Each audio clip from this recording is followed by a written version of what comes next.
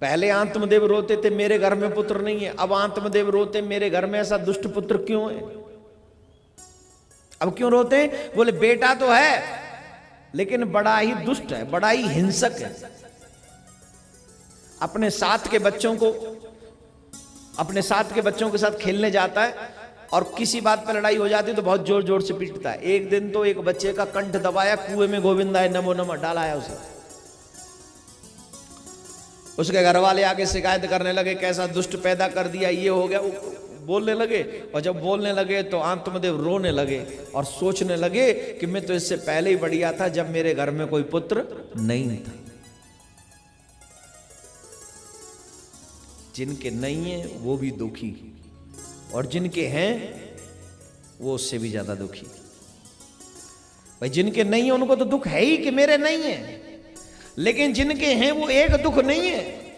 आज मेरा बेटा वहां लड़ के आ गया, आज मेरे बच्चे ने ऐसा कर दिया, आज मेरा बेटा ये करके आ गया, कल मेरे बेटे ने मुझे घर से निकाल दिया। मेरे भाई बहन आप सोच नहीं सकते बेटों की इतनी स्टोरी है और मेरे पास तो कूट कूट के भरी हुई है। अब आप पूछेंगे क्यों महाराज?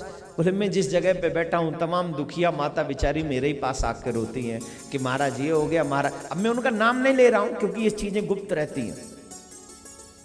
आप सोच नहीं सकते ऐसी ऐसी हरकतें बेटों ने मां के साथ की है। मुंह पे थूक देना मां के पे, शायद धुंधकारी ने भी नहीं किया होगा ऐसा। तो ना ना उसने ऐसा नहीं किया ना, ये कलयुग के लोग कर रहे हैं दुष्ट। तो ऐसी औलाद का क्या फायदा बताइए?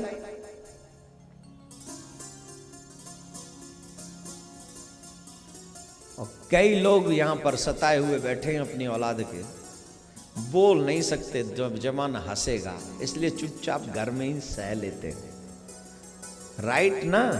राधे राधे बोल लो। एक सलाह देना चाहूंगा, जब तुम्हारी औलाद तुम्हें दुख देने लगे ना तो अपनी औलाद मेरे ठाकुर जी को समझ के उसी के घर में जाके बस जाना, गुड बाय कर इसको और सुख की अनुभूति कर। आत्मदेव को देखा रोते हुए गौकर्ण जी महाराज ने, तो पूछ लिया आप क्यों रोते हो? तो उन्होंने बताया तेरे भाई की वजह से। बोले नहीं भाई की वजह से नहीं, अपनी इच्छाओं की वजह से। तुम अपनी इच्छाओं की वजह से दुखी हो, मेरे भाई ने तुम्हें दुखी नहीं किया। अगर चाहते हो सुखी होना तो धर्म भजस्व सततम तजलोक धर्मान सेवस्व साधु पुरुषान जहि काम तृष्णा अन्यस्त दोष गुण चिंतनमास मुक्तवा सेवा कथा रसमहो नितराम पिबत्वम। देखो भैया संसार में कितना भी रह लो, सिर्फ विष के अलावा तुम्हें कुछ मिलने वाला नहीं है। अगर तुम्हें अमृत पान करना है तो संसार में अमृत नहीं है, भगवान की कथा में ही अमृत है। भगवान की कथा में अमृत है। सुख कैसे मिलेगा? बोले दूसरों की सेवा करके, धर्म की सेवा करके। आनंद कैसे मिलेगा? ठाकुर जी की कथा सुन के। भगवान कैसे मिलेगा? बोले वानप्रस्थ में जाके भगवान का भजन और ठाकुर से प्रेम करने से भगवान मिलता है। भागवत में लिखा है सेवा कथा रसम हो, सेवा करनी चाहिए और कथा रसम हो नितराम पिबत्वम। Not only one day, every day. एक दिन की बात नहीं है। हम लोग क्या करते, एक दिन तो कथा सुनते और 364 दिन पाप करते हैं, फिर कहते हमें कथा का फल नहीं मिला। कोर्स तो पूरा किया नहीं, फल कहां से मिलेगा? भाई अगर व्यक्ति बीमार होता है तो डॉक्टर देता है ना 5 दिन का इलाज, ये दवा खाइयो सुबह दोपहर शाम। अगर तू 5 दिन की एक ही दिन खा ले तो बोले खाने से पहले अपने बेटे को कहियो शमशान खा लिया कि नहीं पता कर ले। और अगर 2 दिन खा के ठीक हो जाए फिर ना खाए तो बोले फिर दोबारा बीमार पड़ने के लिए भी तैयार रहियो। अगर वाकई स्वस्थ होना चाहते हो तो डॉक्टर ने जितना कोर्स बताया वो कोर्स कंप्लीट करो। ठीक वैसे ही अगर भगवान से मिलना चाहते हो तो भागवत का कोर्स 7 दिन का है, 5:30 बजे का नहीं, 2:30 बजे का है, 2:30 बजे से 6 बजे तक का है। कितने बजे से? जवाब दीजिए। 2:30 बजे से कितने बजे तक? ज्यादा बड़े बिजी हो क्या? डरना उस दिन से जिस दिन ठाकुर जी बिजी हो जाए। आप सबको ही न कह रहा हूं मैं, मेरे जितने प्यारे आप हैं उतने प्यारे जो पीछे बैठे हैं वो हैं, और जो यहां आए हैं वो सब ज्यादा प्यारे हैं। जो नहीं आए उनसे मेरा कोई कांटेक्ट नहीं है।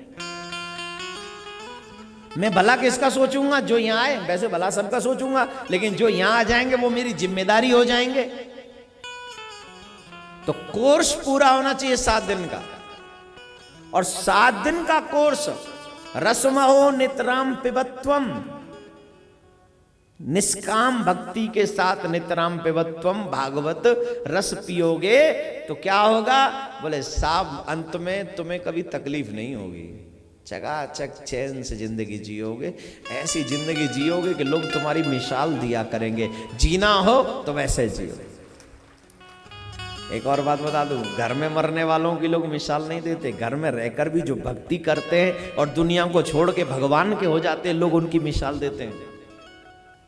और मिसाल सब नहीं बनते, कोई कोई बनता है, एक आध बनता है। आत्मदेव ने अपने बेटे की बात मानी, घर छोड़ के चले गए, भगवान मिल गए, धुंधकारी बिगड़ गए, मदिरापान वैश्यागमन। देखिए, अगर आपका बच्चा मदिरापान करता है, इट मीन्स कलयुग है। जुआ खेलता है, इट मीन्स कलयुग पूर्ण है। ये सब कुचक्र है, कुसंग की वजह से। इन आदतों से बचाना माँ बाप की ड्यूटी है। लेकिन कलयुग बहुत बढ़ गया, आजकल तो बाप बेटे साथ में बैठ के पीते हैं। थैंक गॉड पीते हैं।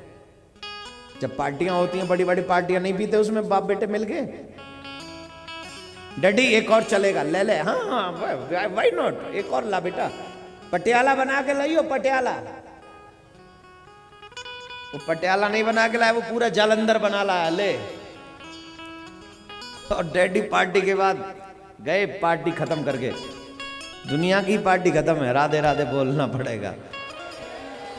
जब बाप ऐसा होगा तो बेटा भी तो ऐसा ही ना होगा। इसलिए अच्छे कर्म करो, औलाद अच्छी हो। बेटे की भी बात अच्छी लगे तो मान लेनी चाहिए। और मेरे भाई बहन, गोकर्ण की बात मानी, आत्मदेव चले गए, भगवान मिल गए। धुंधकारी और बिगड़ गए, सारा धन बर्बाद कर दिया, सब नष्ट भ्रष्ट कर दिया। एक दिन अपनी माँ को पीटा तो माँ भी कुएं में कूद कर गोविंदाय नमो नमः। अंत तो गत्वा, उन्हीं बुरी स्त्रियों ने उसे मार दिया। मरने के बाद में वो प्रेत बना। कौन? धुंधकारी। गोकर्ण जी महाराज को जब पता चला कि मेरा भाई मरने के बाद प्रेत बन गया है, तो गोकर्ण जी महाराज ने श्रीमद् भागवत कथा उनको सुनाई। और श्रीमद् भागवत कथा मात्र 7 दिन सुनने के बाद, धन्यम भागवती ही वार्ता प्रेत पीड़ा विनाशनम, धन्य है ये भागवत ग्रंथ, जिस ग्रंथ को सुनने के बाद, मरने के बाद जो प्रेत बन गया था, उसको लेने के लिए आकाश से विमान आया। और देवदूत उस विमान में धुंधकारी को लेने के लिए आए और चले गए उस धुंधकारी को लेके। अब आप सोच रहे होंगे, महाराज वो तो धुंधकारी को लेके चले गए, क्या कलयुग में भी विमान आ सकता है? तुम्हें यकीन नहीं होगा, आ सकता है। और मैंने ये विमान 2007 में देखा है, अपने इसी कथा पंडाल में। कोई देखे न देखे, कोई माने न माने, इस शरीर पर कोई फर्क नहीं पड़ता। मैंने एक श्रोता को इसी कथा पंडाल में विमान में बैठकर जाते हुए देखा है। सन 2007 की बात कर रहा हूँ, 14 चल रहा है, मात्र 7 साल पहले की बात कर रहा हूँ, कोई बहुत पहली बात नहीं कर रहा हूँ। इसी भागवत में